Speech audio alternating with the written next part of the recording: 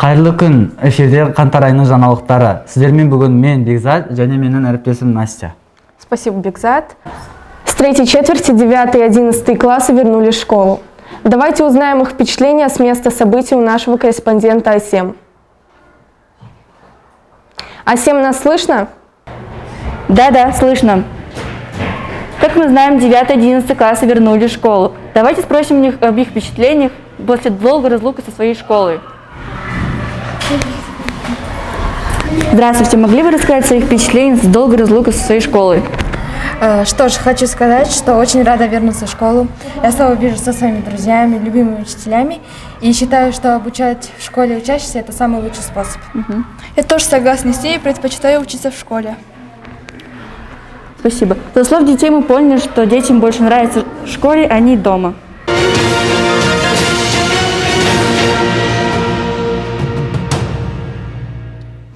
Спасибо, Асема, мы продолжаем. Мектептегі жастин уюмунун белсендилерімен Азиза Мұратовна мен Перизат Нұржанына таныстырады. Қайырлы күн! Сіздердің назарларыңызға балалар мен жасөспірімдердің және үлкендердің жалпы адамзаттық құндылықтарын, мектеп оқушыларының құқықтары мен қызығушылықтарын қорғау мақсатында құрылған ерікті қоғамдық бірлестік Жастин командасын ұсынамыз. Ребята-активисты будут проявлять свои способности по 3 направлениям: образование, культура, Спорт.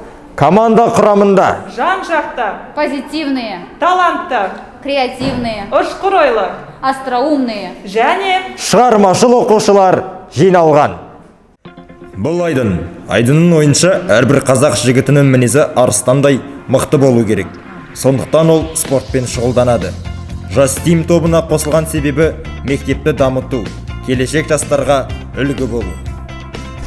Назым қазіргі таңда ағылшын, корей тілін үйреніп, әртүрлі үйірмелерге қатысады. Болашақ полиглот. Настя занимается музыкой, поет. С недавних пор самостоятельно изучает экстрим-вокал, играет на инструментах, увлекается зарубежной литературой и искусством.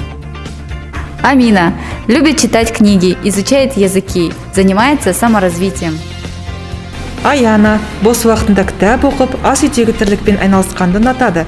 Әр адам өзін дамытуға тырысып, жаңашылдыққа жаны құмар болу тиіс деген қағиданы ұстанады.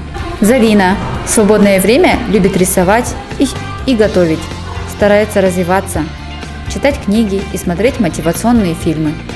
Асем любит изучать языки китайский и английский, читает книги, смотрит фильмы и сериалы. Әдемілікке жаны құмар, үнемі ізденіс үстінде жүреді.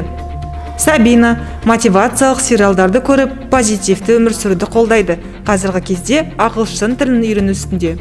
Тамилис өнерге жаны құмар, бос уақытында ән тыңдап, би билегенін ұнатады. Ерлан любит математику, английский язык.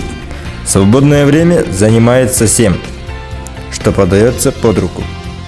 Старается успевать везде. Амира, как каждый подросток, занимается любимым делом наравне с учебой. Любит играть в волейбол, в свободное время любит рисовать. Аружан бос уақытында музыка тыңдағанды, документалды фильмдерді көргенді, фото және видеомен айналысқанды ұнатады. Бекзат мектептің дамығанын, танымал болғанын қалайды. Бос уақытында ата-анасына көмектеседі, сурет салғанды ұнатады.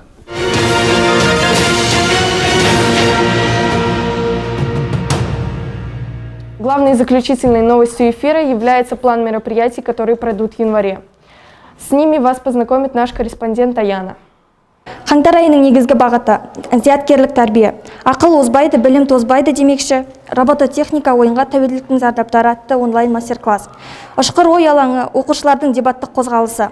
9-шы сыныптар арасында әскери спорттық ала ойыны. Мектептің тобының үздік оқушысы байқауы. Ридик жобасы бойынша кітаптар көрмесі. Оқушылар оқыған кітабын жарнамалайды.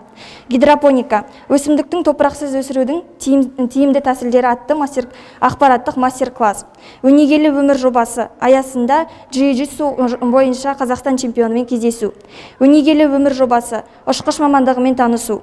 Ай бағытында байланысты ашық тәрбие сағаттарының өткізілуі жоспарлауға қойылды. И на этом все. Спасибо за внимание. До новых встреч. Назарларыңызға рахмет, келесі кездескенше.